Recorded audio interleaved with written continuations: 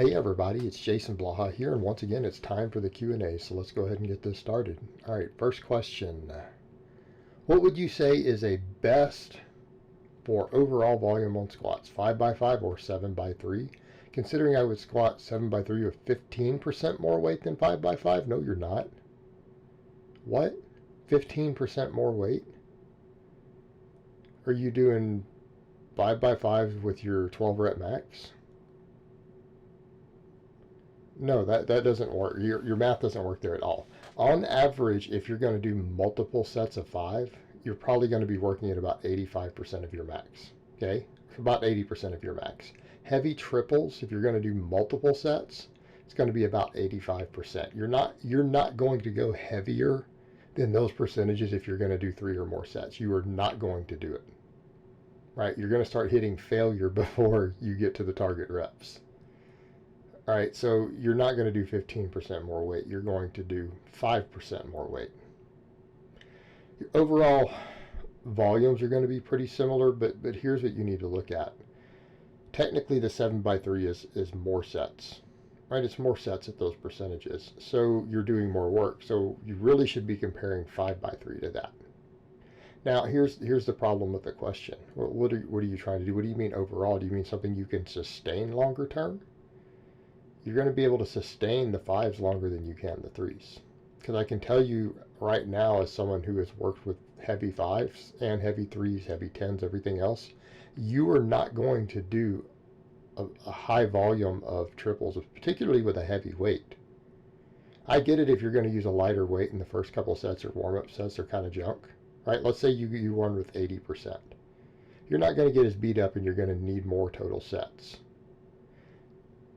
Okay, that's a little different, but even then, I would still say you could probably do 3 sets of 5 at 80% and get the same quality of work in, right? Same amount of hypertrophy, everything else. The benefit to the lower reps is that we use a heavier weight. Well, we start talking about seven sets, you may have to reduce weight. But here's the thing. If you're doing challenging triples, if you're doing a weight that's fairly hard for 3s, you're going to get beat up very, very fast. You are not going to sustain this for very long. So here's what I'm going to say to you. Instead of the 7 triples, I mean, you could run 3 or 4 or 5 triples, right? But you could do it for a 3-week wave. But even then, we're coming over to really your supplemental work, right?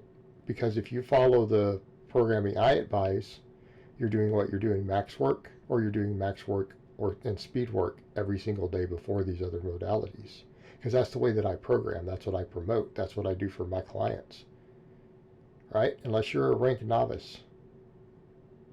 The only clients that I have who do not do training maxes before they, and things like that, before they do this other work, are my ranked novices. And if you're a ranked novice, you need to be doing a 3x5 or a 5x5. I wouldn't even mess with 7 triples yet. Right? I wouldn't even mess with it. But the thing to factor with all of these rep ranges, you may not use them for extended periods of time, right? You may not use them for extended periods of time. Some of them are going to be problematic, like the heavy triples. You're not going to do that for 12 weeks straight. You aren't. It's going to beat you up. So again, a lot of those you're going to have to rotate those modalities around anyways. Right? You're not going to consistently do the same thing all the time. At least I wouldn't recommend it. All right, next question. When running conjugate, are there any disadvantages if I rotate my supplemental assistance lifts each week, just like my 1 rep max variations? My gym is crowded right now. It makes it difficult to get the equipment I need. I know a home gym solves this issue. Thanks. Yeah, it can be problematic because you're not always going to be able to guarantee progressive overload. Now, it's going to be different if you're taking sets to failure. If you're doing all your sets to failure, which may not be advisable on anything other than single joint movements, you can get around this, but you don't have a way to measure progression or to have progression if you're just changing the lift every single time. Okay? Unless you are keeping up with it, and every time you rotate to that lift, like let's say you have 4 different lifts, you rotate through 5 different lifts for one slot, you're going to need to track the weight for that. And every time you bring the lift back in, you're going to need to PR on it. And that might be problematic. you may not have the movement pattern down. So I'm going to say there are definitely problems and disadvantages to this. There are disadvantages. Here's what I might suggest. Rather than rotate them every week, why don't you have maybe 2 different lifts that you do, and you try to just rotate them inside the same week. So let's say you're using a closed grip bench press and an incline bench, right, as a supplemental lift. Maybe you could do one of those 2 every single time, right? And that way, if the incline bench is tied up, you can go do the closed grip bench and just plan on doing each one once a week. So, you had planned on doing the incline bench on your first upper body day and the closed grip bench on your other upper body day, and it's not available.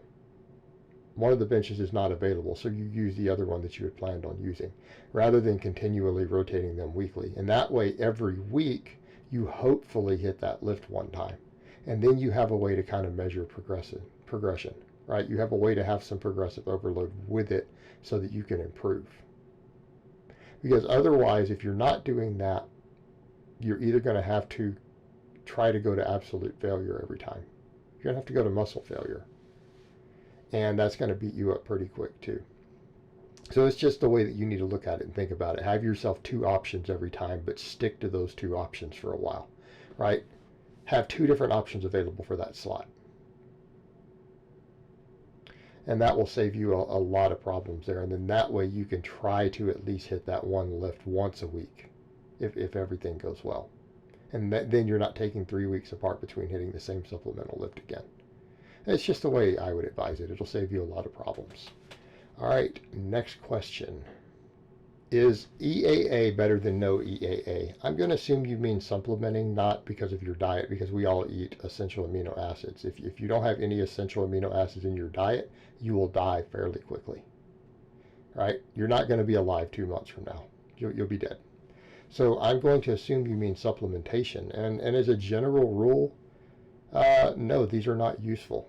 And I'm not saying they don't have the potential to be useful. What I'm saying is you could just eat more protein. Okay, all the advantages that you get from essential amino acids, all of them can be obtained by just adding a little more protein to your diet, which is actually cheaper. A protein supplement or adding some more lean meat is actually usually cheaper than the essential amino acids. It's cheaper.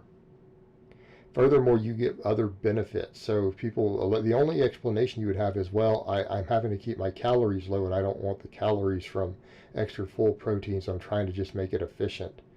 Well, here's the problem there. Number one, limiting your protein intake when you are dieting is a good way to lose muscle mass. You really should be increasing your total protein. Furthermore, if you're looking at it from a calorie perspective, protein itself has a higher thermic effect than the free amino acids do. Right? It has a much higher thermic effect. You actually end up burning more calories as a result of it. It's not a lot more, but you're doing it hoping to take 10 more calories out of your diet by removing the non-essential amino acids. Right? You're going to make that back up on thermic effect. Also, protein has a higher satiety. It makes it easier when you're losing weight. So that's the only context in which I could see someone trying to do that. But otherwise, it's like, why are you adding them in? If you're not getting enough protein in your diet, add some protein. And a protein supplement itself would be a better choice than an essential amino acid supplement. It's just a better choice. It makes more sense. It has more benefits. And it's more cost effective.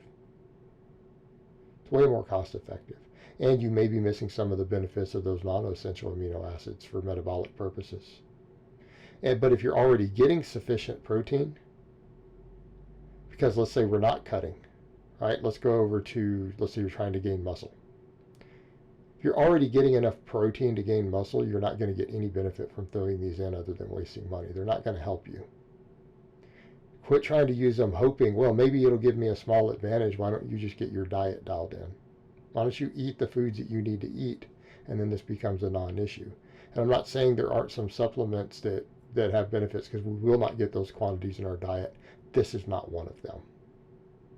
They're essentially a useless supplement from a practical perspective, even though in theory they're not completely useless.